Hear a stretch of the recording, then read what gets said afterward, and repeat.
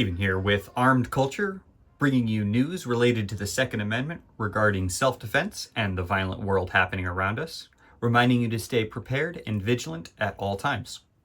Today we have from Florida, though this is the Idaho Statesman, from Florida we have a prowler killed when he pulls on door handle and finds the owner inside, Florida cops say. So, a prowler was tugging on door handles when he was fatally shot.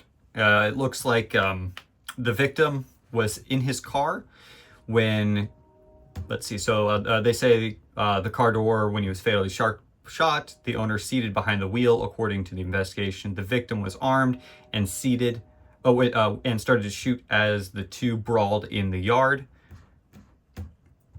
During the preliminary investigation, it was learned that the caller was sitting in their parked car, leaving for work, when the descendant approached upon the vehicle and opened the door, subsequently startling the caller. At the time, a physical altercation ensued. They got into a fight, and during which the owner shot and killed the man who opened his door. Detectives say that the person attempted to break into 5 cars before this happened. They have no charges being filed at this time, and the investigation is remaining active. Deputies say that during the preliminary investigation, we read that, physical altercation ensued, which resulted in the caller shooting. So unlike the previous one, it looks like the caller did not actually get harmed. So the man sitting in his car waiting to go to work. Again, this happened at 3:30 a.m. on the 12th. Sorry, the 14th in Florida. So man sitting in his car at the wee hours of the morning, sees... Probably actually he didn't see him because he got startled, but has a man open his door. He sees them. Physical altercation ensues. He gets pulled out into his yard, and while they're in an altercation, he pulls out his firearm and defends honestly, his life. They're brawling. It's interesting though that they do state that he was protecting his own property multiple times. But if they were fighting, only theoretically he could be fighting to save his property. But he's sitting in his car at 3:30 a.m. and a man opens his door. He doesn't know what they're doing. He doesn't know if he's trying to take his car or if he's, doing something different. Oftentimes, once you comply to the first request, more requests follow.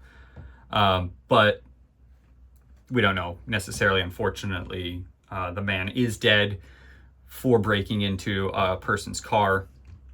And the officers actually said, furthermore, everyone deserves to feel safe in their own property. The homeowner exercises the right to protect themselves, which unfortunately resulted in the loss of a life today, the Lee County Sheriff's